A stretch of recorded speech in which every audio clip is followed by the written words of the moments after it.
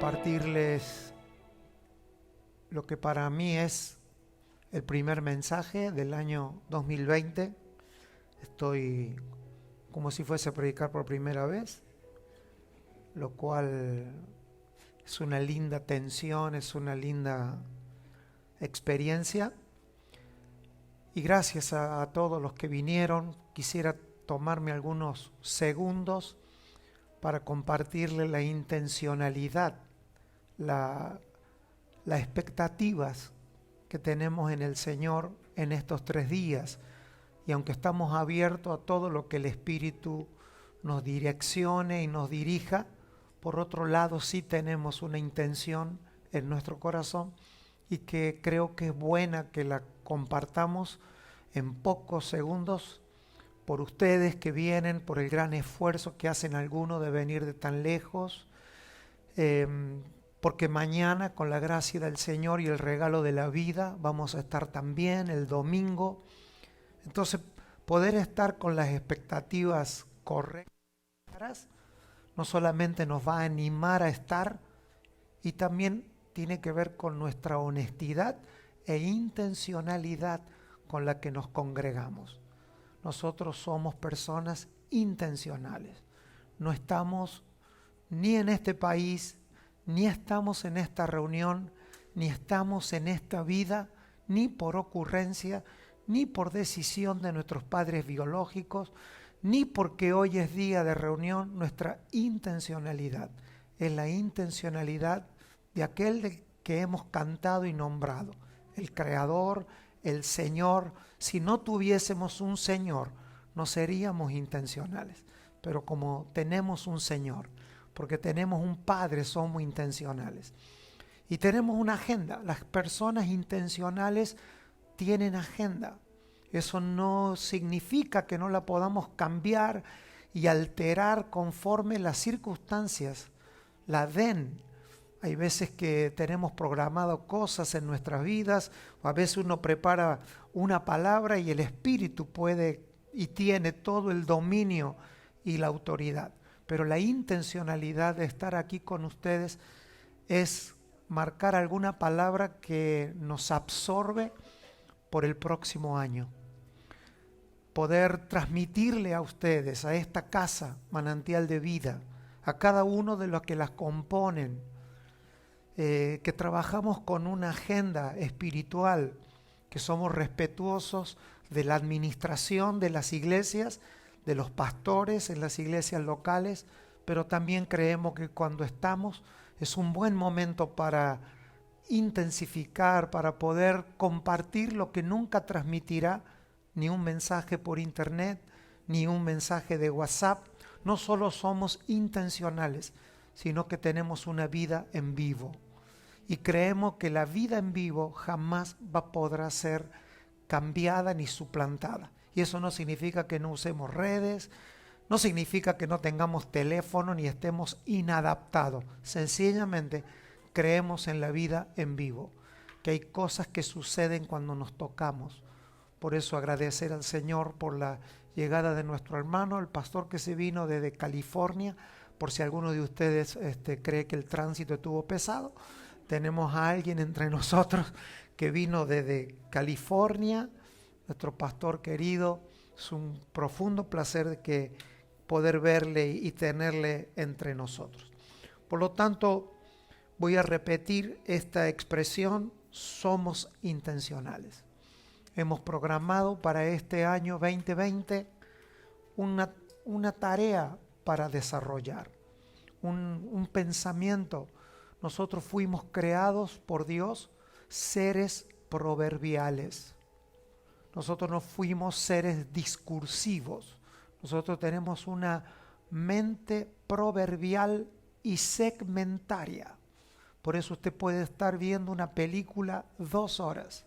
Si le preguntan de qué se trata, usted lo explicará en 10 segundos. Es linda, es de acción. ¿Han visto los trailers? Espero haberlo dicho bien. Son cortitos, tienen imágenes y usted ya tiene una idea, porque eso apela a nuestra configuración. Ese fue el detalle que tuvo Salomón.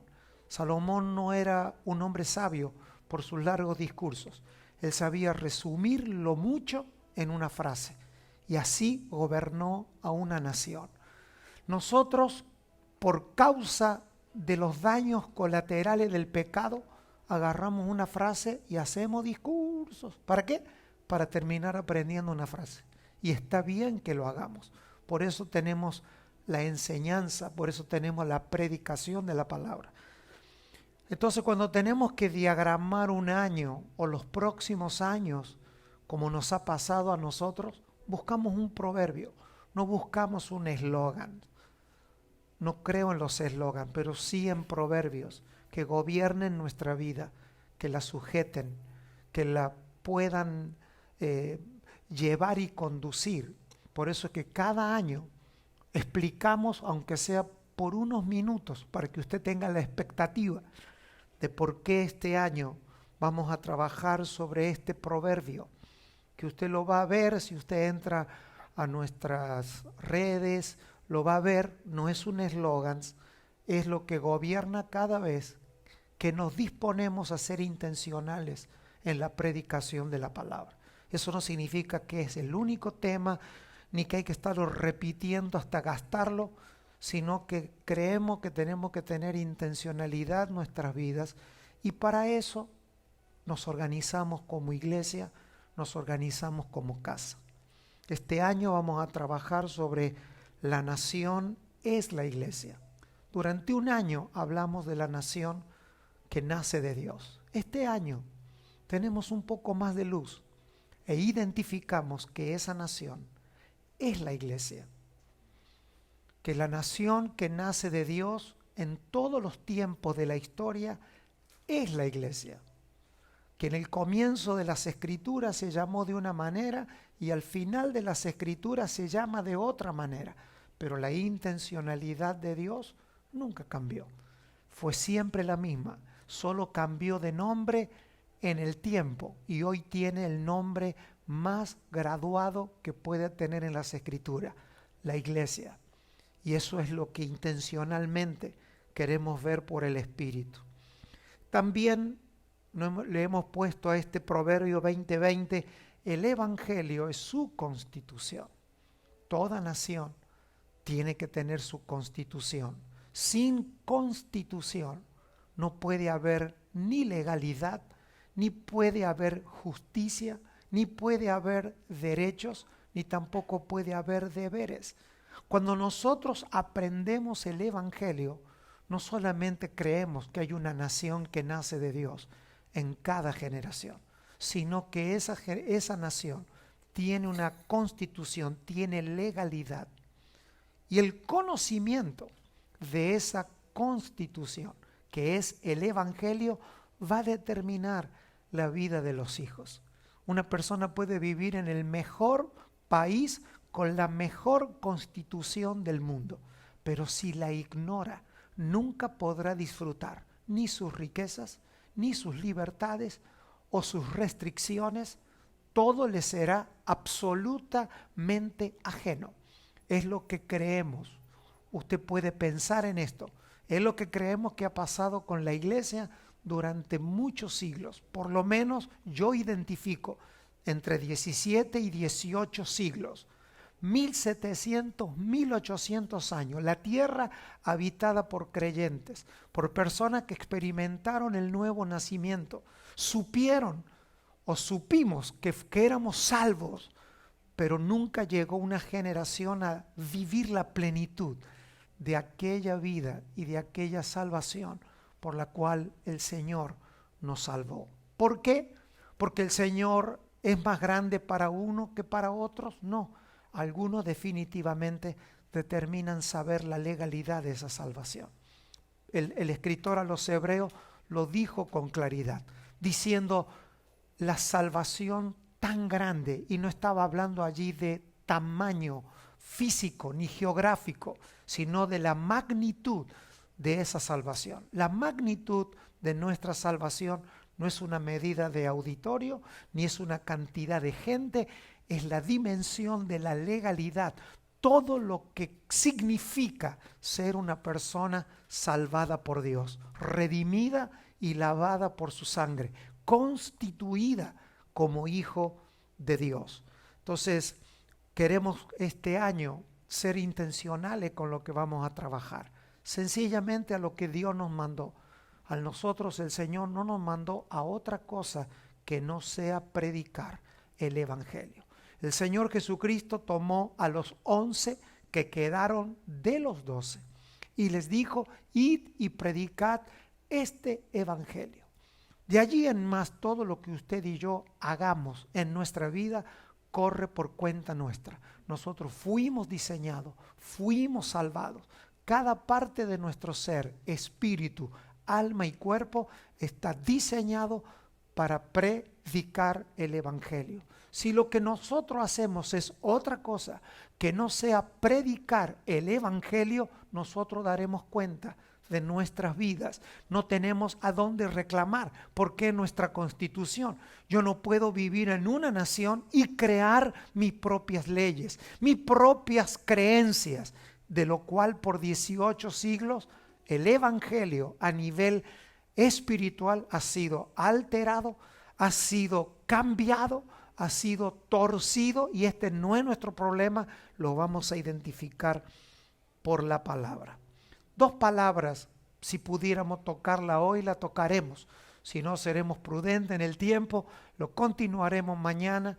Y si el Señor nos da la vida, el domingo, para que usted sepa hacia dónde vamos. Y si no, tendremos todo el año y todo el tiempo del mundo, porque aunque tenemos una agenda, también nuestra agenda es eterna. Priorizamos el entendimiento más allá que los programas.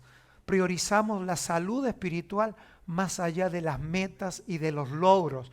Lo que queremos es que lo que predicamos pueda ser vivido por todos aquellos que nos oyen, que la abrazan a la palabra.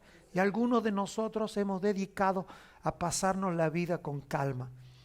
Yo acabo de cumplir 60 años.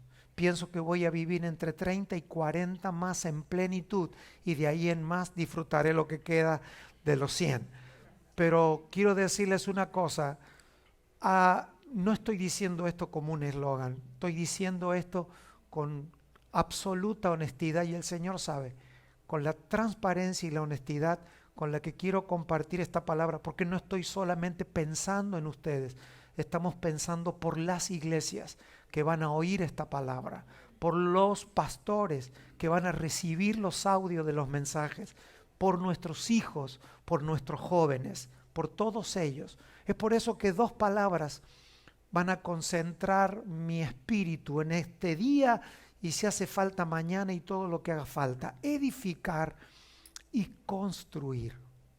Basada estas palabras en 2 de las tantas palabras que usted y yo deberemos de definir si usted ha decidido vivir en esta nación que se llama la iglesia, que gracias a Dios puede sobrevivir a todas las naciones de la tierra. Todas las naciones de la tierra están en una conmoción política, social, económica, natural, de todo tipo. El mundo es un lugar inseguro, pero aquellos que han creído en el Señor, en su salvación, y comprendemos por su gracia, y vamos comprendiendo el Evangelio, sabemos que vamos siendo absorbidos. No nos desconectamos de la tierra, pero estamos en esta tierra para convocar a más personas a vivir en esta nación, a promover a que sean ciudadanos de esta patria eterna, que no por ser celestial estamos esperando morirnos a ir, sino que ya la podemos habitar, porque es la patria que se vive por su espíritu, se vive por la fe, y mientras que estamos en este cuerpo podemos vivir en esa nación celestial y comenzar a vivir las primicias de lo que será nuestra eternidad mientras que estamos en este cuerpo, porque Dios ha decidido hacernos su templo. Mientras que estamos en esta tierra, somos su extensión mientras que estamos vivos, y es por eso que queremos vivir, y es por eso que queremos alcanzar vejez y redimirle el tiempo a nuestros hijos y a nuestros jóvenes. Es por eso que quiero cuidar las primeras palabras. Lo que voy a decir ahora, yo pensaba grabarlo y enviarlo a los pastores y a las iglesias.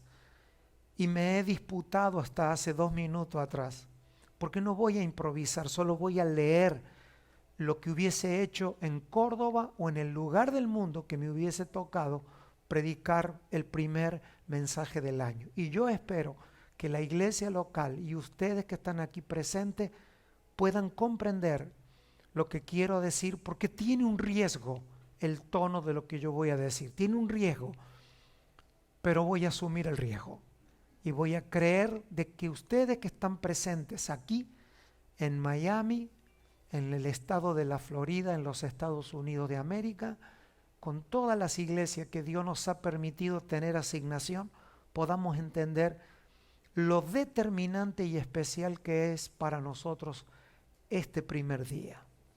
¿Qué es lo que quiero decir con riesgo? Creo que los jóvenes de esta generación no saben aprovechar a personas que hemos sobrevivido a la religión y que hoy podemos vivir el Evangelio a la medida y a la plenitud de la que Dios nos está permitiendo ver. Creo que somos una generación, lo que tenemos entre 50 y 60 años, que hemos sobrevivido a toda una atadura y estructura religiosa que los más jóvenes, y quiero ser puntual, entre los 12, 13, 14 años y los que tienen 40, 45 años, deben aprovechar. Los últimos 30 años han sido de grandes cambios para el mundo y especialmente para la iglesia. Han sido de muchísimos cambios. Y personalmente creo, y en mí, muchos de los que pudieran estar acá, hemos podido sobrevivir y mantenernos lo más actual que hemos podido, sin desconectar el Evangelio con nuestras vidas. Hemos tratado de migrar en el pensamiento y hoy podemos estar aquí, quizás sin saber todas las cosas que quisiéramos saber, pero los cambios han sido tan rápidos que si nos desconectamos entre los que tenemos esta edad y los jóvenes, no habrá servido para mucho lo que estamos enseñando en estos días. Creo que los más jóvenes no nos están aprovechando. No están aprovechando nuestras vidas. Por eso dije que lo que estoy diciendo tiene riesgo, pero todo es riesgo en la vida. Estas son palabras que solamente son introductorias, pero van a quedar dentro del mensaje. Creo que formo parte de una generación de creyentes que se va a extinguir dentro de 20 años. Dentro de 20, 30 años, una generación como la que yo viví se va a extinguir y debería de ser aprovechada para que no se extinga de los más jóvenes. ¿Cómo creo yo que se podría aprovechar? Cuando digo en extinción, ¿qué quiero decir? Que no digo que ni sea ni buena ni mala, ni linda ni fea, ni sabia y no sabia. Sencillamente nos tocó vivir en una franja del tiempo donde el Evangelio experimentó tan vertiginoso cambio que los más jóvenes nunca van a vivir esos días y los que estamos y hemos vivido por esos días no tenemos el tiempo cronológico para decírselo. Por lo tanto, necesitamos que los jóvenes hagan preguntas, que aprovechen nuestro tiempo, que los jóvenes, los adolescentes, dije la edad, si usted está entre los 12 y los 40 años, 45 años, ustedes deben de hacernos preguntas sobre la vida, sobre el Evangelio, sobre todas las cosas, y también soportar nuestras antipáticas historias, porque tampoco somos tan espirituales para hablar todo el día del Evangelio, pero deberían de oírnos para redimir el tiempo. Pienso que nuestros hijos biológicos y aún los de la fe pueden disfrutar de nuestra vida. Me siento con todas las fuerzas para sentarme y creer que la vida no es el púlpito, pero tiene que haber una intencionalidad de nuestros jóvenes de hacernos las preguntas, de que se callen en nuestras reuniones, no en estas reuniones, sino en nuestras reuniones, y nos hagan las preguntas, que no caigan en el error de nuestra generación, de los que se metieron para adentro, sumado hoy que el mundo de la tecnología, las tablets, los iPhone, han llamado a la gente a un silencio que no está siendo saludable y que nos está haciendo desconectar, ha bloqueado, y nosotros vamos a romper ese espíritu entre nuestros maduros y mayores y nuestros jóvenes y redimir el tiempo. Tenemos que hacer esta tarea, mis hermanos, en la casa.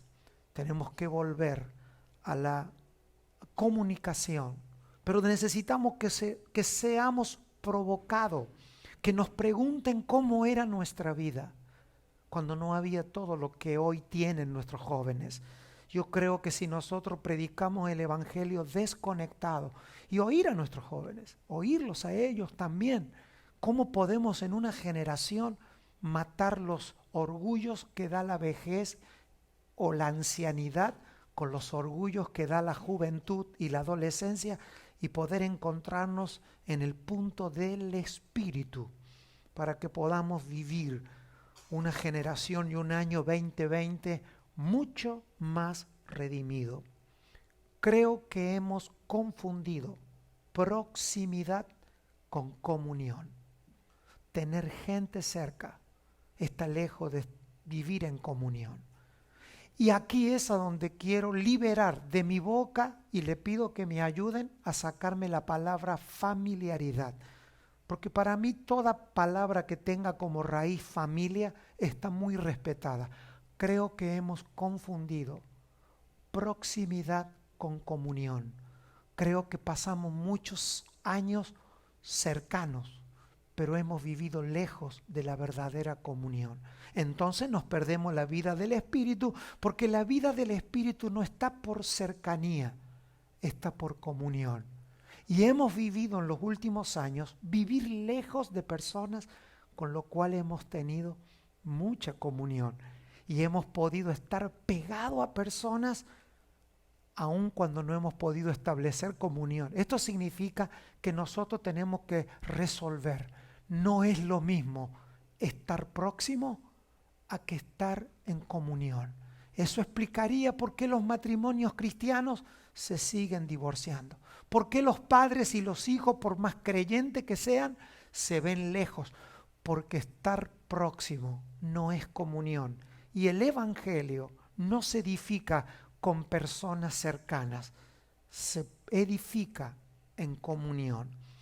Para romper ese espíritu que opera confundiendo la cercanía con la comunión y con la vida del Espíritu, necesitamos que nuestros jóvenes y nuestros mayores nos provoquemos a las preguntas, porque queremos redimirle el tiempo. Queremos que nuestros hijos sean veloces. Los mayores no sabemos comunicar cosas muy bien, porque venimos luchando y peleando con nuestras propias debilidades, pero tenemos un poco de luz en medio de todo esto y necesitamos que nuestros jóvenes nos provoquen, que nos hagan las preguntas cuando estamos reunidos. Sé que el diagnóstico no parece bueno, pero sí es bueno saber que los diagnósticos no necesitan ser buenos y malos, necesitan ser acertados o asertivos. Ir al médico y que te dé un diagnóstico que no te guste no es bueno, pero lo mejor que te puede pasar es que aunque no sea bueno, sea acertado. El diagnóstico es: nuestros jóvenes y adolescentes van a perder el tiempo si no obedecen lo que les estamos animando en el Señor, y nosotros perderemos herencia con la próxima generación. Por lo tanto, debemos provocarnos. Yo les pido que nos pongamos de pie y oremos por esto, para que venga más luz a nuestro espíritu, que dejemos esta palabra de oración metida en el mensaje. Yo les voy a pedir que por una cuestión intencional, usted cierre sus ojos, no se distraiga. Piense en sus jóvenes más próximos para convertirlos en los jóvenes de la comunión. ¿Cómo podemos provocarnos a tener encuentros ricos en la verdad que es en Cristo? ¿Cómo podemos, aquello que hemos caminado con acierto y con errores, entrar en una comunión tan profunda con los más jóvenes, que podamos verlos a ellos a los 20 o 25 años viviendo la realidad de Cristo que algunos recién hemos comenzado a tocar a los 50? Dios quiere producir eso, y ese es el sentido de intención que tengo en mi espíritu en esta noche para todos nuestros hijos. Siento que nos vemos lejos de los hijos de los pastores, pero no lejos por una intencionalidad humana. Es una estrategia de las tinieblas y mi respeto a esa estrategia, pero la hemos de romper por el Espíritu del Señor. La hemos de romper porque lo estamos diciendo, porque no lo estoy diciendo por alguien, lo estamos diciendo por todos. Y si alguien se tiene que hacer responsable de esto, yo asumo la responsabilidad. No estoy aquí con sentimiento de culpa, pero sí de responsabilidad. No hay ninguna condenación para los que están en Cristo, pero en Cristo debemos de provocar intencionalidad, de hacernos las preguntas, dejarnos ser exhortables y exhortar en el Señor. Mis hermanos, vamos a orar al Señor. Padre, que este segmento llamado 2020, que tú nos permites habitar en la tierra, puedan ser, Señor, de despertar en nuestras generaciones. Señor, que nuestros hijos y nuestros jóvenes aprovechen lo que no supimos aprovechar. Y que, Señor, aquellas cosas que nos llevó tiempo por no entender, nuestros hijos crezcan en plenitud y en la sabiduría. Señor, te pido que nos bautices con el entendimiento, entender el Evangelio, que nuestros hijos nos pregunten del Evangelio, que nuestros hijos nos pregunten de las Escrituras, y que nosotros como padres podamos ser demandados por nuestros hijos, que nuestro no sabemos pueda ser provocado en el amor. Aquellas respuestas que no tengamos vengan de ti, Señor, para que haya sabiduría eterna en nuestros días, que nuestros hijos corran rápido y que sean libres del lazo del cazador, de las pestes destructoras. Que esta nación, Señor, que tú estás revelando en el Espíritu los cubra, y que nada de la tierra, de las naciones que nos toca vivir en el mundo, a donde tú nos has enviado a hacer iglesia, nuestros hermanos, nuestros hijos puedan vivir libres, cubiertos bajo la nación que nace de ti en cada generación. Porque tú nos has blindado, Señor, porque hay un territorio eterno y es por tu Espíritu.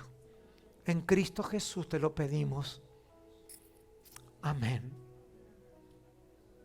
Amén. Vamos a honrar al Señor con un aplauso. Que Él que conoce nuestro corazón, Él que sabe ponerle dirección espiritual a nuestras palabras. No permitan que nuestros ojos vean a nuestros hijos desviarse y perderse de la verdad de Dios. Esa es la esencia del Evangelio. Pueden ocupar su asiento.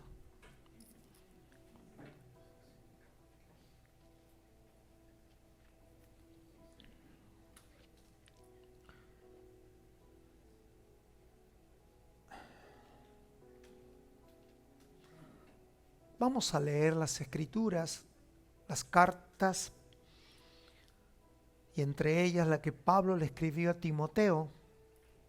Y ahora nos vamos a concentrar. Si usted me puede ayudar y ser interactivo, su voz va a ser oída en muchos lugares. Así que si usted quiere saber por dónde nos andan oyendo, participe. Me van a ayudar aquí en la casa local a predicar los pastores. Muy bien. Primera carta del apóstol Pablo a Timoteo, capítulo 1, versículo 3 al 7. Si me ayudan con esta palabra, el Evangelio. Vamos a concentrarnos en el Evangelio. Pablo dice a Timoteo, como te rogué que te quedases en Éfeso, cuando fui a Macedonia, para que mandases a algunos que no enseñen diferente doctrina, ni presten atención a fábulas y genealogías interminables que acarrean disputas, más bien que edificación de Dios. Ahí encontramos la palabra. Más que edificación de Dios, que es por fe. Así te encargo ahora. Es decir, le rogó para que lo hiciese en Éfeso y ahora vuelve a encargarle. Pues el propósito de este mandamiento es el amor nacido de corazón limpio, que era el amor que tenía Pablo hacia Timoteo y su asignación, y de buena conciencia y de fe no fingida, de las cuales cosas desviándose algunos se apartaron a vana palabrería, queriendo ser doctores de la ley, sin entender ni lo que hablan ni lo que afirman.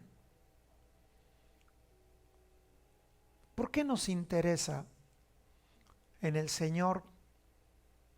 Y permítame una palabra que no va a decir lo que quiero decir, pero usted lo va a entender. A enfatizar sobre el Evangelio. Porque los seres humanos, los que habitamos este aspecto humano de nuestra eternidad, tiende a desviar la real naturaleza de nuestra existencia. El apóstol Pablo le está diciendo a Timoteo a que se dedique a hacer lo que no se puede permitir que se desvíe, que es la mala interpretación o realidad del Evangelio. Solo quiero que note la diferencia que hay entre una carta y un tratado. Porque fíjese que lo que nosotros acabamos de leer es una carta.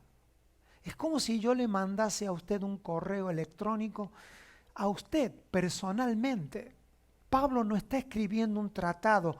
Él no sabe que después de 2000 años alguien va a estar leyendo esto, porque él no está escribiendo un tratado teológico como el de Lucas.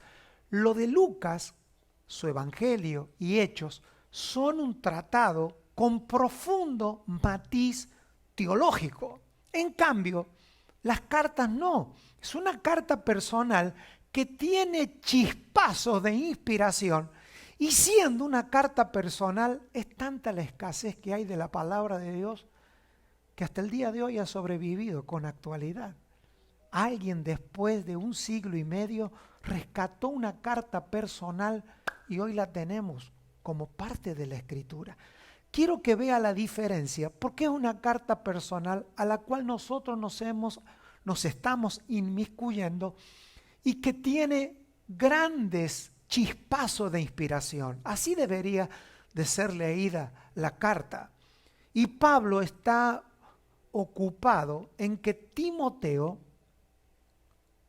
cuide lo que está pasando con el Evangelio cuando solo la iglesia llevaba minutos de existir, minutos de la historia en existir. La carta tiene tal impacto que Pablo se centra en 3 cosas en las que se caen cuando no hay quien regule el Evangelio en la tierra. Y regular no significa inventar, significa que siempre tiene que haber entre nosotros personas que nos hagan entender de que lo que trae todo al orden de Dios es mi exactitud y mi pureza en creer correctamente el Evangelio. Cuando yo me he visto por el amor de Dios inmiscuido, introducido en la salvación que Dios nos ha dado, lo que tenemos que cuidarnos es que nuestra vida no se desvíen, no se desenfoquen. ¿De qué? Del Evangelio, de lo que es realmente el Evangelio. Acá Pablo dice 3 cosas. Número 1, encontramos que Satanás, en forma del espíritu adversario, por eso se lo llama Satanás, como lo adverso al propósito de Dios, metió doctrinas que no tenían que ver con el Evangelio. La pregunta puntual hoy para con nosotros es: ¿cómo puedo saber yo que lo que estoy creyendo está bien? La única manera de creer y de saber que lo que yo estoy creyendo está bien es tener la matriz original y entendimiento original, porque esto no es el Evangelio y es la verdad porque lo digo o porque lo predicamos. Esto es la verdad si es sacado de la matriz original, si lo que se estampa en nuestra vida está sacado del original de Dios. Va a tener más sentido con el paso del mensaje lo que acabamos de decir. Pablo nota que hay desviaciones. Dice que hay fábulas. ¿Qué es una fábula? Es una perspectiva humanista de una verdad espiritual.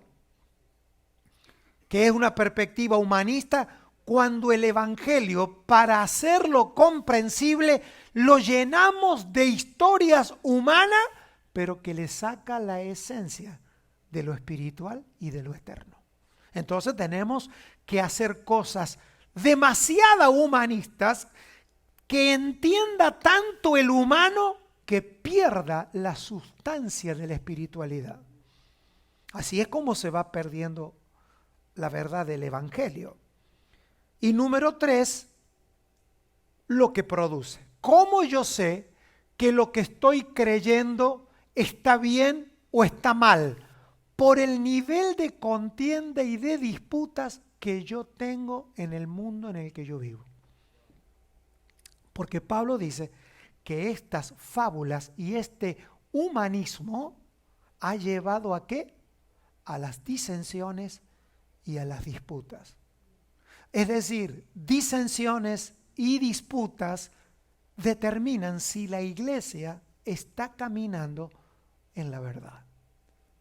Por lo tanto, cuando comienzan a aparecer, y se le estoy diciendo que van a aparecer, ya sea dentro de nuestra vida, cuando empezamos con los conflictos interiores en nuestra vida espiritual, cuando comenzamos a ver disensiones y diferencias en el matrimonio, segunda institución creada por Dios.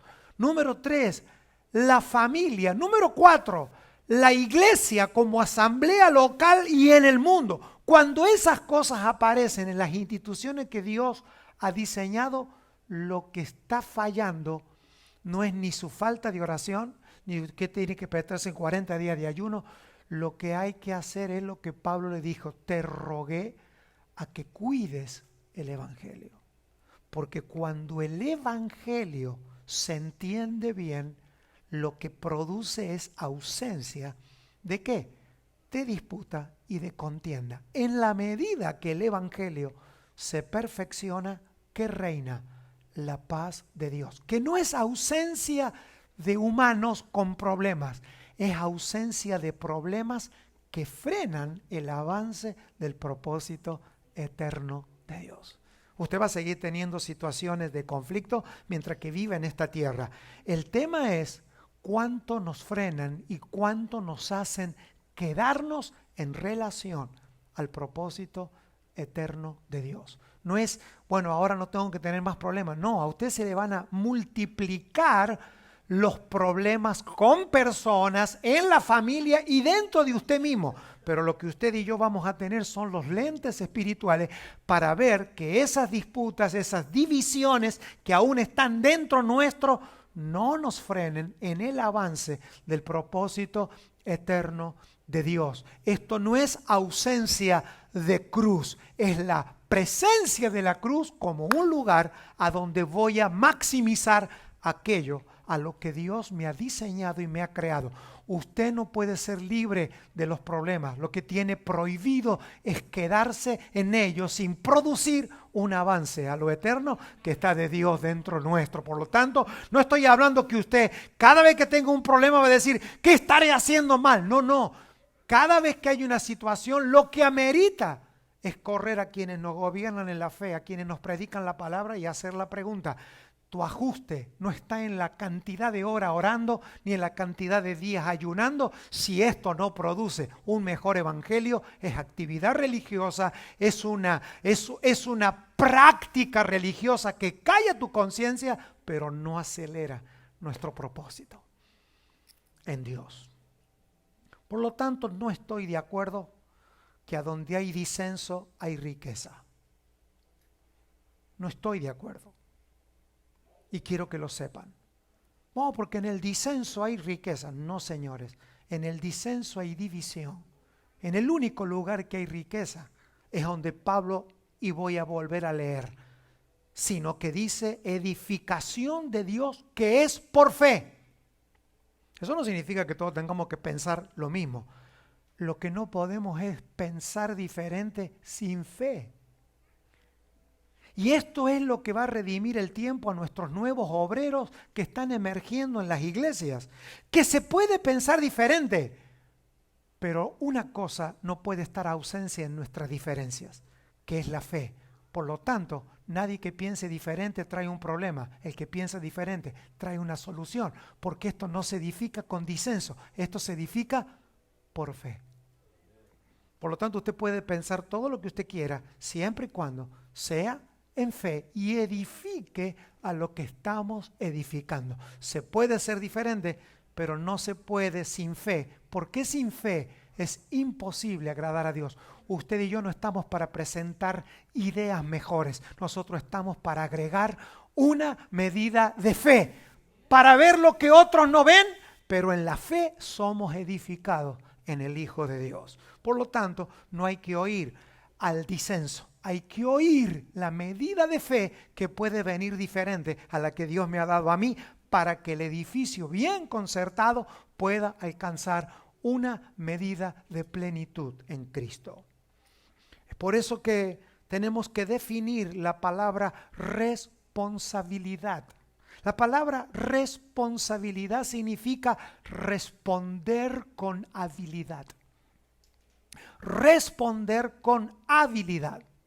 No es responder, es responder con habilidad. Por lo tanto, tenemos que definir que responsabilidad no es algo que yo creo, porque cada uno de los que estamos aquí tenemos un concepto de responsabilidad. Yo le voy a decir una cosa. Algunos de ustedes para mí pueden resultar responsables o irresponsables. ¿Por qué? Porque yo tengo una medida de responsabilidad, pero esa es la medida de Juan. Puede ser una medida cultural mía. Yo le pregunto a usted, ¿qué es para usted un creyente responsable o irresponsable? Y para cada uno de nosotros tenemos una filosofía diferente. Eso es lo que nos divide. Eso es lo que nos sirve, porque el único que puede definir lo que es responsabilidad e irresponsabilidad es aquel que definió su propósito eterno. Esto es Dios. Solo Dios es el que dice quién es responsable y quién no es responsable. Por lo tanto, responsabilidad en Dios es responder conforme a lo que Dios está hablando, en el tiempo y conforme a su palabra. No es como usted me responde a mí, ni como yo le respondo a usted. Es como nosotros le respondemos como generación a Dios. Y el que le responde a Dios con habilidad, vivirá del fruto de su responsabilidad. Dios añadirá sobre la vida de aquellos que con responsabilidad responden a Dios conforme al diseño de su propósito. Esa responsabilidad, ¿dónde la vamos a encontrar? En el Evangelio, porque cuando el Evangelio se va revelando en nuestra vida, nosotros vamos a responder a ese Evangelio. Nosotros no estamos para responderle al pastor, ni para responderle a un apóstol, ni para responderle a una institución. Estamos para responder con habilidad a aquello que Dios está hablando en tiempo y en forma por su Espíritu en cada generación. La responsabilidad de Moisés fue cruzar a Israel del Mar Rojo. Y ese era el propósito eterno. Y él respondió con la habilidad que tenía a esa asignación. También lo hizo Noé construyendo un arca. La pregunta es, ¿qué Dios está demandando sobre esta generación? Así como cuando nació Moisés, no sabía cómo iban a terminar su día. Así como cuando nació Noé, él nunca supo porque el propósito se fue revelando. Así usted y yo necesitamos todos los días oír al Señor porque Dios está revelándole a esta generación cómo debe de responder con habilidad a las demandas que todos los días se nos abren luz. Porque no es que acá tenemos un manual de todo lo que va a ser. No, estamos definiendo que en la medida que el Evangelio se revele a nuestras vidas, los santos van a responder, no al pastor, aunque de alguna manera lo hará. Pero el pastor, ¿a quién le responde el pastor? No estamos para responderle a usted ni para responderle al mundo. Estamos para ser responsables según el diseño eterno de Dios. Por lo tanto, nos conviene predicar el Evangelio para que usted no tenga expectativa conmigo ni yo con usted, sino que el Evangelio nos revele el corazón de Dios y su voluntad para nuestras vidas. Porque mi hermano querido, si usted me responde a mí y yo le respondo a usted y no le respondemos a Dios, este mundo comerá nuestra generación, como se ha comido 17 siglos de creyentes que no hemos podido como generación producir un impacto en el mundo para que el nombre del Señor sea glorificado, que nuestras canciones sean cantadas por miles de personas y que vuelva a aparecer en la tierra el hombre bendito, el hombre de Génesis 1. El hombre de Génesis 1 es el hombre bendito, el que quiero leerte que bendice, y los bendijo Dios. La pregunta es, ¿cuáles son las características de una persona bendecida por Dios? Número 1, fructificadora, multiplicadora, que llena la tierra, que la sojuzga y señorea. Eso, Dios no ha cambiado su manera de bendito. Dios cuando bendice, ¿bendice con qué? Dando frutos, dando multiplicación. ¿Para qué Dios le dijo al hombre, fructificad y multiplicado? Dígale a la persona que está a su lado, por territorialidad, por territorio, toma de territorio, expresión. A eso Jesús vino y le llamó el reino de Dios, a donde nosotros estamos.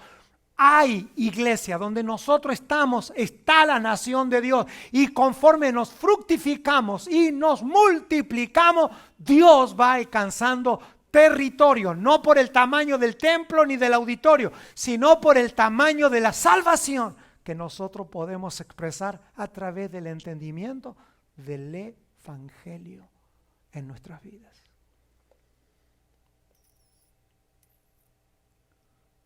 Por lo tanto, tenemos que comenzar en esta noche, en los minutos que nos quedan, a definir el fundamento del Evangelio. El fundamento del Evangelio es el conocimiento de Dios. Jesús dijo, y esta es la vida eterna. No dice será, es. La vida eterna no tiene nada que ver con el tiempo, tiene que ver con la vida que habita en nosotros. La vida eterna no es para ser predicada en un velorio, ni para ser predicada, tener así como una esperanza del más allá. Nosotros fuimos en el Señor, ahora estamos claros que somos en Él y seguiremos estando por Él, siendo dada como regalo a nuestra vida, nuestra habitación en la tierra, para producir en la tierra un aspecto de su propósito eterno, es que todo este planeta conozca quién es el Señor para gloria y honra de su nombre. Por lo tanto, nuestra habitación en la tierra es un segmento de la eternidad que habita en nosotros, que hoy sabemos que siempre fue, que ahora tomamos conciencia mientras que estamos en este cuerpo, pero que todo continúa por causa de esta salvación tan grande que el Señor nos ha dado. Nuestra salvación es grande porque nos hace entender hacia atrás y nos hace entender hacia adelante, pero también nos hace entender nuestro presente. Por lo tanto, la sustancia del Evangelio, ¿cuál es? Conocer a Dios. Esta es la vida eterna, que te conozcan a ti, al único Dios verdadero y a su Hijo, a quien tú has enviado. Y esta es la vida eterna, que te conozcan a ti. Déjeme entrar rápidamente para dejar alguna conclusión espiritual en esta noche. Entender acerca de la forma del conocimiento. El conocimiento de Dios tiene una forma, es puntual, no es algo que yo tenga que inventar, conocer al Señor. Yo le hago a usted una pregunta en el espíritu, en su espíritu. ¿Cuál usted cree que es la mejor forma de conocerme a mí? Hago la pregunta al revés, usted me la preguntan a mí. ¿Cuál cree que es la mejor forma de que yo lo conozca a usted? Se lo voy a responder yo porque usted no se va a animar a hablar. La mejor forma de yo conocerlo a usted es que yo viva con usted sin que usted sepa que yo estoy.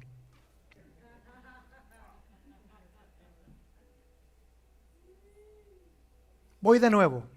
¿Cuál es la mejor forma de conocer a una persona? ¿Cómo usted nunca sería defraudado por mí, ni tendría una expectativa más elevada ni más baja de mí? Que usted tenga una vida en mi presencia sin que yo lo vea a usted.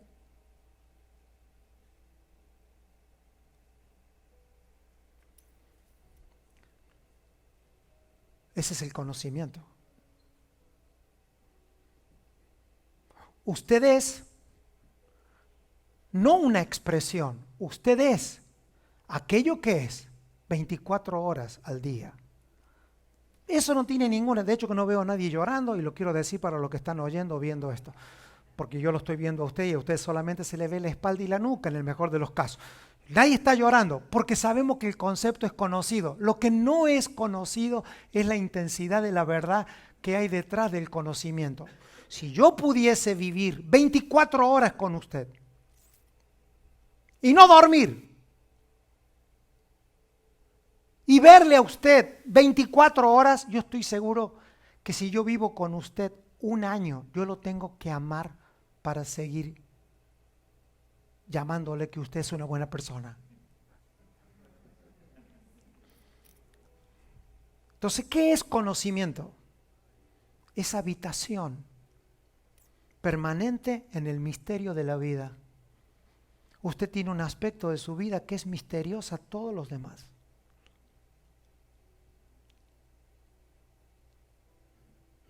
Hacen falta por lo menos 99 personas a su alrededor que lo hayan conocido desde su nacimiento, que hablen sin que usted se enoje para conocer el 5% de lo que usted es. ¿Quiere de nuevo la ecuación? Harían falta 99 personas, más usted sería el 100%, 99 personas que lo conocen a usted desde su nacimiento y han vivido intensamente su vida para que al dar su apreciación de usted y de mí, nosotros conozcamos el 5% de la vida de alguien. ¿Por qué? Porque su vida está llena de misterios. Por eso es que hay tantas cosas, ¿verdad? En la vida, a veces nos desconocemos entre nosotros, tenemos que estar explicando. No, pero te voy a explicar para que te quede claro. Toda esa forma de que nosotros tenemos es porque nosotros no hemos experimentado el verdadero conocimiento de las personas. Y usted dirá, ¿y qué tiene que ver esto con el Evangelio? Que Dios sí hace eso que yo acabo de decir. Él es el Dios que nos permite conocerle en su más profunda vida eterna.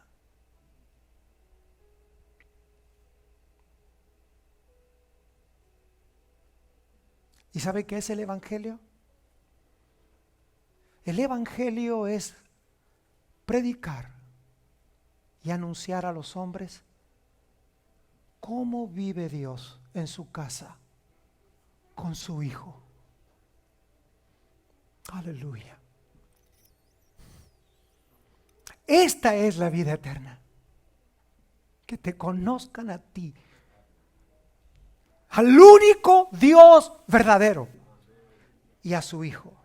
Voy a resumir hoy lo que me va a absorber, creo y espero, hasta el último minuto de mi vida. El Evangelio no es predicar la Biblia, ni las historias de la Biblia interpretada por un predicador. Predicar y administrar el Evangelio es haber conocido cómo el Padre vive en su casa con su Hijo y bajar de la revelación y la luz de cómo el Padre y el Hijo viven y vivir entre los hombres anunciando el estilo de vida que el Padre y el Hijo viven en su casa. Eso se llama en la Biblia el Evangelio y esa es nuestra constitución.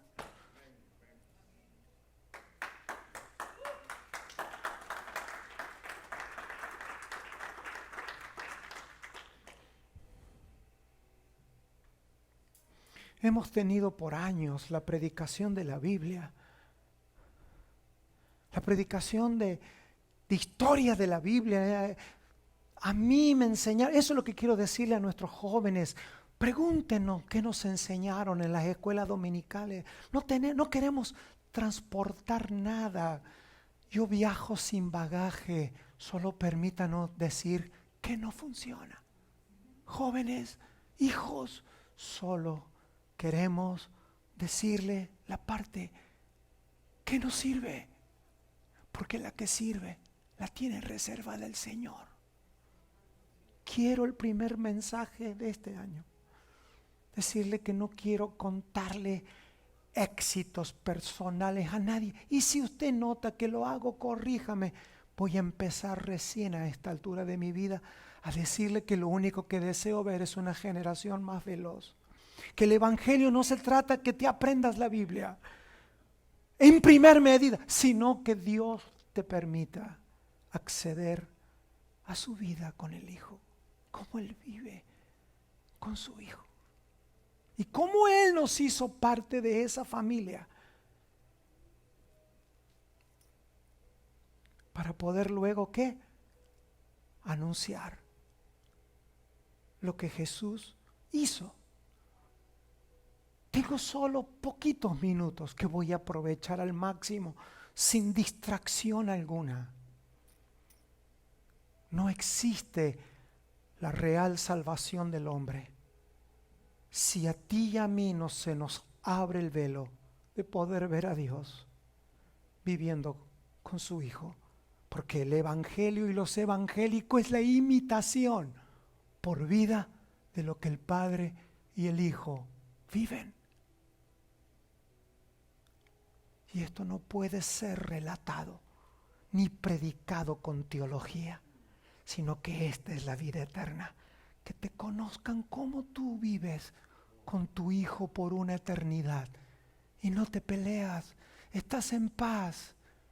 Envías a tu Hijo a la tierra y tu Hijo hace la voluntad porque el Hijo ya conoció cómo se vive con el Padre. Y más allá del trauma de ser un humano, obedecer al Padre me asegurará mi habitación en la eternidad que viene.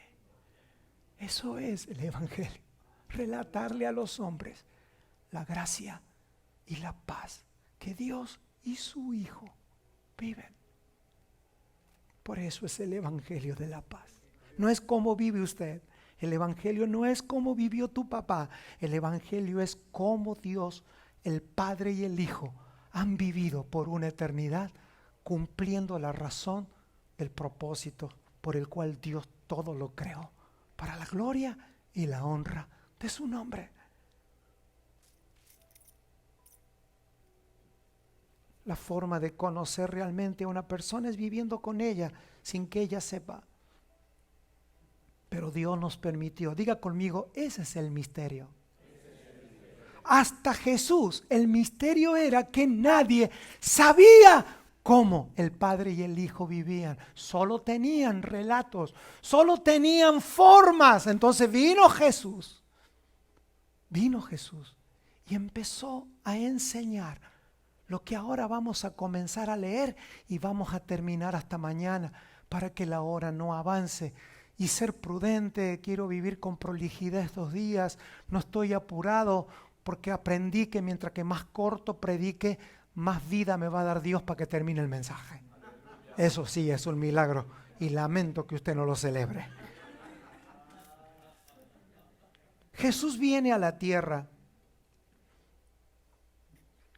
Primero vamos a leer para cumplir con el bosquejo, gracias Ian, Marcos 4, 21 y 22. Jesús comienza a decir, Jesús va a ser el primero en la eternidad que habiendo conocido al Padre, vino a vivir entre los hombres. Esto fue el problema que nunca pudo resolver Israel. Pero él vino y dice, también les dijo, ¿acaso se trae la luz para ponerla debajo del almud o debajo de la cama? Él está hablando de él mismo, de la luz. No, no es para ponerla en el candelero, porque no hay nada oculto que no haya de ser manifestado, ni escondido que no haya de salir a la luz. Yo quiero decirle, hermanos, que los próximos días, meses y este año será un año a donde en todas las cosas personales, familiares, eclesiásticas, gran familia, todo lo que lleva tu apellido, el apellido de tu esposa, va a salir tantas cosas a la luz. Pero no es porque oramos más, es porque el Evangelio, cuando se revela a los santos, expone al mundo a la luz de Dios. Por lo tanto, nuestro único escondedero, ¿sabe cuál va a ser? Que lo que Dios nos está revelando es mayor a lo que se está viviendo en el mundo. Y usted va a querer más penetración en la nación de Dios. Usted va a querer salirse de las fronteras, de los límites del mundo para vivir en el corazón y en la médula, en la capital de esta nación, que es la iglesia, su nueva Jerusalén, que no es otra cosa que la vida en el Espíritu.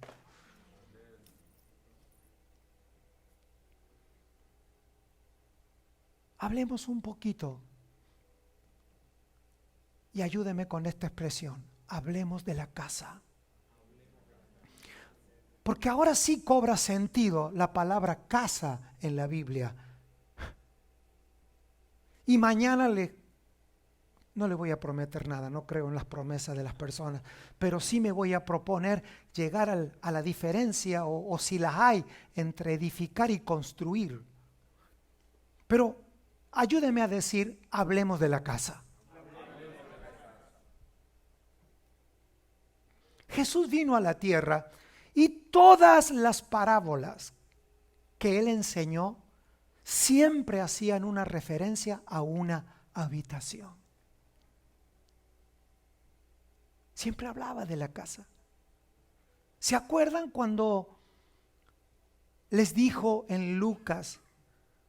Bueno, yo tomé una, pero muchas expresiones. Lucas 15, del 1 al 32, solamente quiero llevarlos un ratito por las Escrituras para echar estos fundamentos, porque ya hemos oído tanto sobre la casa que al ver el concepto, todo lo que hemos oído se va a enriquecer. Y lo que vayamos a oír va a enriquecer y va a sumar algo. No van a ser como piezas aisladas, sino una edificación que se hace fuerte cuando las piedras se van ensamblando. Y esas piedras son creyentes con el entendimiento de lo que estamos edificando, más allá de lo que nos está pasando. Una piedra pasa por muchos golpes hasta que es edificada, pero una vez que es edificada, mis hermanos, cobra el sentido de su existencia. Usted ha pasado por muchas cosas en la vida, pero el Evangelio nos va a edificar en un lugar a donde todo lo que usted pasó ha traído a la forma correcta de la edificación de lo que Dios tiene. Dice Lucas, se acercaban a Jesús todos los publicanos y pecadores para oírle, Y los fariseos y los escribas murmuraban y murmurando con él, diciendo: este a los pecadores recibe y con ellos come. ¿Qué les enojó a los fariseos? El concepto de convivir de Jesús.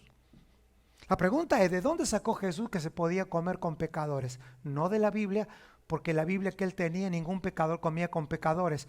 ¿De dónde sacó Jesús que él podía sentarse a comer con pecadores para salvarlos? De la casa de su Padre. De conocer el corazón del Padre, que Dios no es un Dios de doctrina sobre el pecado, sino que Dios primero es un Dios de amor por encima de un Dios que juzga el pecado, porque el Evangelio no es un cúmulo de doctrina en contra del pecado, es la expresión del amor de Dios que luego juzga a los pecadores, pero que primero cobija al hombre para su salvación. ¿De qué te sirve tener una doctrina sobre el pecado si no has salvado al pecador? La doctrina del pecado te sirve cuando primero el amor alcanza con salvación al hombre. Pero un poquito más de evangelio. Entonces les refirió esta parábola. Esta expresión les refirió es porque el Señor está queriendo que ellos entiendan, por más que están hablando tonterías. ¿Es fea la palabra tonterías? ¿Sabe usted lo que es una tontería?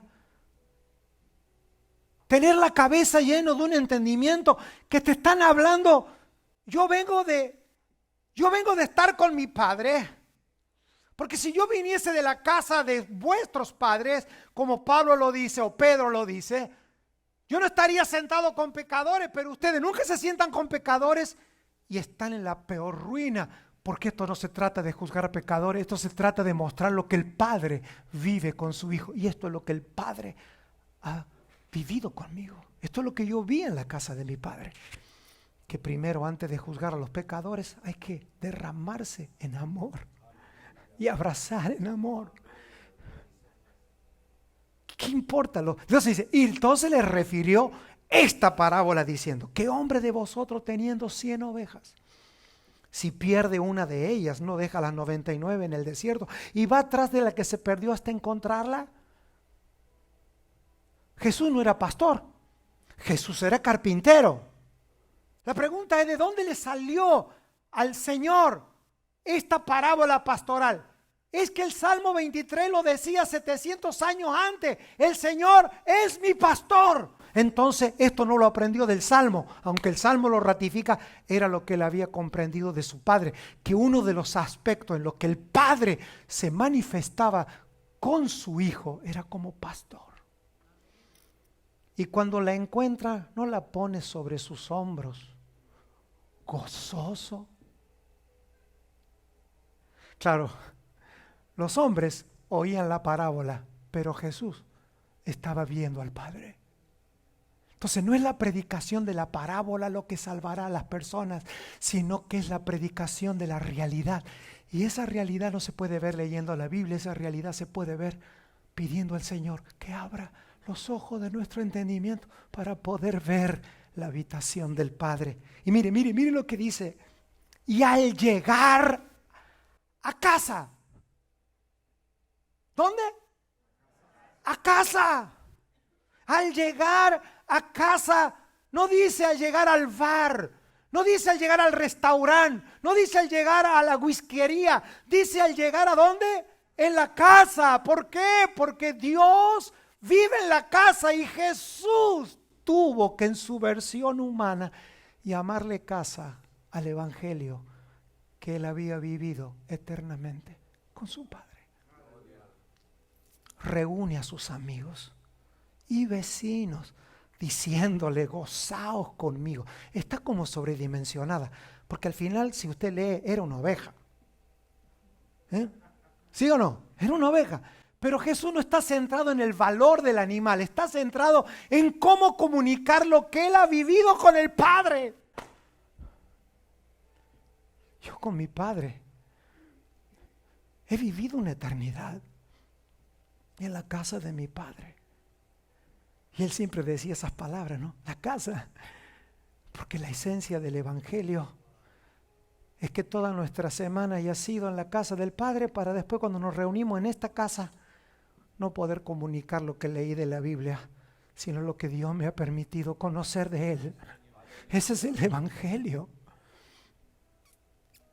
Mientras que aún vivimos en la tierra. Porque he encontrado mi oveja que se había perdido. Os digo que así habrá más gozo en el cielo por un pecador que se arrepiente. Esa palabra arrepentimiento se las quiero compartir mañana porque lo he compartido, pero es tan rica que llevaría días eternos poder explicar esa palabra arrepentimiento, que no es metanoia, que no es cambio de mente, no. Esa palabra arrepentimiento significa volver a la cima de la sabiduría. Cuando un pecador vuelve a la cima de la sabiduría, que por 99 justos que no necesitan volver a la sabiduría. Los que creen que no hay nada más para volver, que ya lo viví todo, los eternos decepcionados. Y Jesús dice, como el Señor enseñaba como con una ametralladora, como queriendo, ¿qué dice Pablo? Derribar argumentos. Diga conmigo, primero les habló de los pecadores que comía con ellos, ¿a dónde? En una casa. Y luego les habló de ¿qué? De la oveja, que cuando la encuentra, ¿a dónde vuelve? A casa, no con los amigos, vuelve a casa. Y ahora dice también, ¿qué mujer tiene 10 dracmas y pierde un dracma, no enciende la lámpara y barre el barrio? ¿Dice eso? ¿Qué barre? Lo único que existe para Dios es su casa. Empieza a decir, no, a mí se me perdió por causa de él, por el mundo, por el internet, los hijos se nos pierden porque no sé qué es lo que hay en la escuela. No, hermanos, ¿sabe lo que hace el Señor cuando algo se pierde? Barre la casa. ¿Cuál casa primero? La de nuestra habitación, de nuestra alma, nuestro espíritu, nuestro cuerpo, nuestra familia, nuestro matrimonio. No me venga a barrer la casa de los demás. Jesús dijo, yo vi a mi Padre barrer la casa. ¿Cuándo la barrió a la casa? Y lea Ezequiel, cuando alguien se quiso levantar, ¿se acuerdan? Llamado el lucero de la mañana. ¿Qué hizo el Señor? ¿Lo abrazó? No, barrió la casa y de un escobazo un lucero se convirtió en Satanás. Así Dios barre su habitación. Jesús dijo, yo vi a Satanás caer como un rayo. No me lo contaron, no lo leí en la Biblia, yo lo vi. Por lo tanto, alegraos de que vuestro nombre esté escrito en la casa de mi Padre. Ese es el Evangelio. Alguien que vio cómo vive Dios y baja entre los mortales a anunciarlo con amor, no con doctrina, con amor, para que el hombre viva esa salvación. Barre la casa, busca con diligencia hasta encontrarlo. Y cuando la encuentra, ¿qué hace? Reúne a sus amigas y vecinas, diciendo siempre lo mismo: gozaos conmigo, porque he encontrado la dracma que se había perdido. Así os diga, hay gozo delante de los ángeles de Dios. ¿Por qué se puede gozar un ángel? Porque ven a Dios gozándose. ¿Y cuándo se goza Dios? Cuando en la tierra se puede vivir como en el cielo.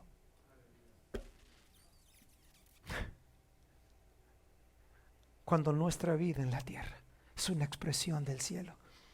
Bueno, si usted sigue leyendo, ¿qué se va a encontrar? Tenía un hombre, 2 hijos.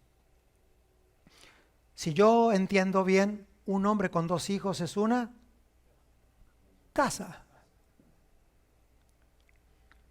Y Jesús nos sale de tratar de explicar, por eso es una parábola, es una historia parabólica, paralela a algo que él vivió en la eternidad y que ahora tiene que ponerlo en palabras humanas. Tenía 2 hijos. ¿A dónde estaban los hijos? En la casa. ¿Y qué quiere enseñar Jesús? Mañana la terminamos a la historia. Que tenía 2 hijos en la casa y ninguno de los 2 habían conocido al Padre.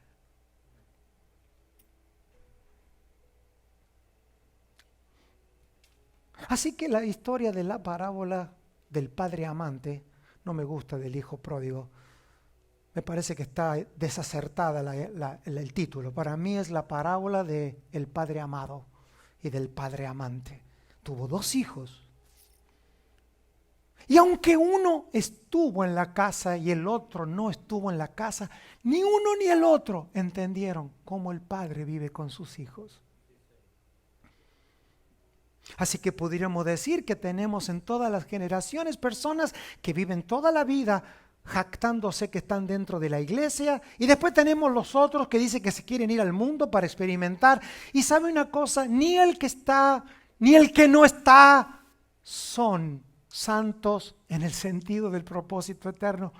Si no han conocido al Padre, uno lo negará por haberse ido, el otro vivirá enojado por no haber sido bendecido. Pero en realidad el problema no está en cómo los hijos viven, sino en no haber conocido la vida y el corazón de Dios. Vamos a estar de pie. Quiero saludar a todos los hermanos. Me he tomado intencionalmente casi 17 minutos más de lo establecido. Creo que está bien. Ruego al Señor que mañana podamos tener todos en nuestro ser la continuidad de este espíritu que ustedes han tenido aquí. Es un profundo placer estar físicamente con ustedes, pero en el espíritu a donde quisiéramos llegar, a donde quisiéramos ser conocidos en nuestra última versión. No queremos dedicarnos a otra cosa que no sea predicar el Evangelio, aunque sabemos que nuestra administración nos demanda muchas cosas, pero que ninguna de las cosas nos demanden el tiempo que pertenece al Evangelio. No hay nada mayor que haber sido amados por Dios, de disfrutar su casa mientras que estamos en la tierra. Mientras que para ustedes y para muchos, para mí, Jesús vivió poco tiempo, para Él fue terrible. Jesús fue un telegrama en la tierra. ¿Por qué alguien puede vivir 33 años y entregar su espíritu? Es porque a donde está no es el lugar para el que fue diseñado estar.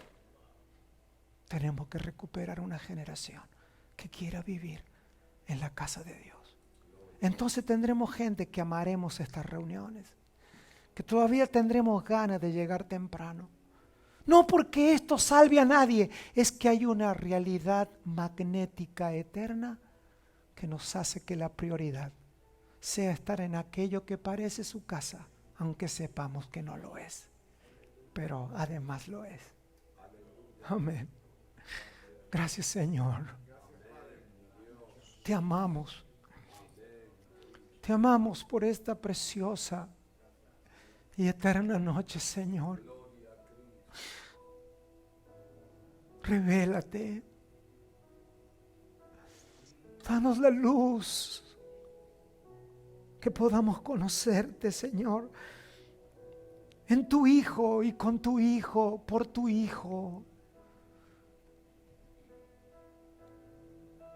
Señor, queremos que tu Hijo nos siga hablando, porque hablaste de tantas maneras, pero ¿quién puede hacerlo mejor que tu Hijo que vive desde una eternidad en tu habitación eterna? Señor, actualízanos, configúranos conforme a la vida del Hijo y del Padre a través de tu Espíritu.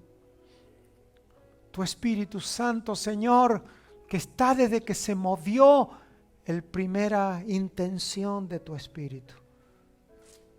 Hoy que nos diste tu Espíritu en nosotros, Señor, pueda ser recreada tu habitación en la tierra y las naciones de la tierra puedan conocerte, Señor.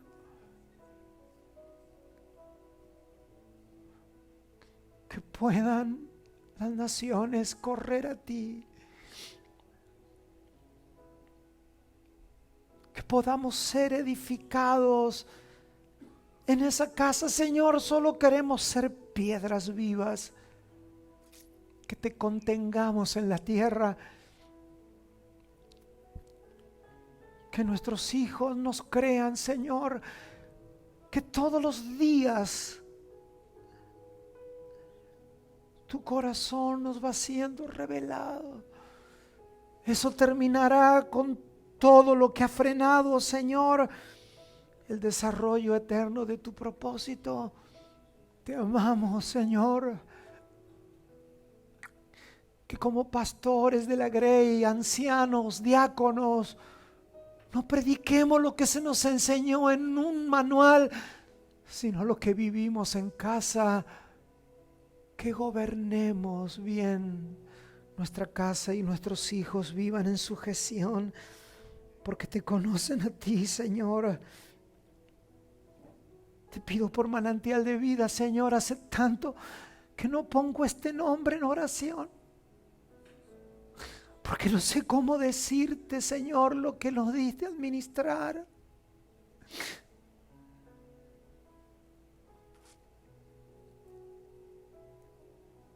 Que podamos ser conocidos como fuimos conocidos en ti desde antes de la fundación del mundo.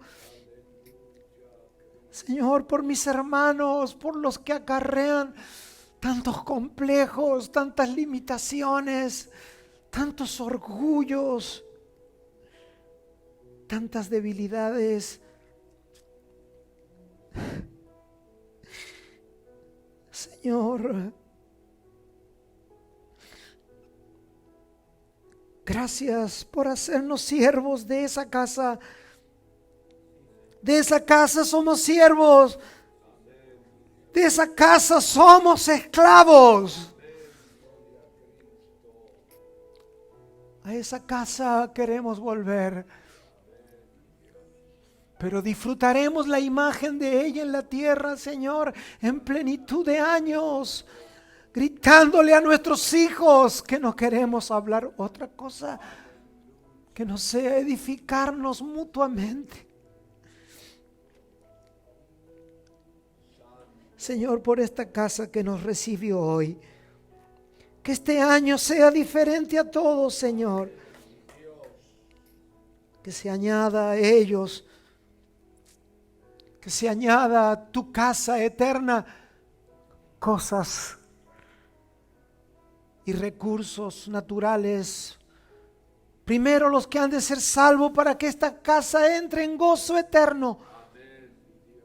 Todas las casas de Manantial de Vida, Señor, tengan el gozo eterno, que es el gozo verdadero, que es ver a pecadores abrazados por el Padre, no prosélitos de una religión, porque aún hay pecadores que son abrazados por el Padre y nosotros los comenzamos a disfrutar porque ya no los vemos como tales, sino que los vemos redimidos, Señor. Porque cuando vivimos contigo, Señor, tú nos empiezas a mostrar aún los que están perdidos para los hombres, pero han sido salvos en Cristo. Nos has dado sus nombres. Nos has dado, Señor, la revelación de que los hijos no se perderán, porque ellos no están siendo nuestra casa. Nacieron para tu casa, Señor.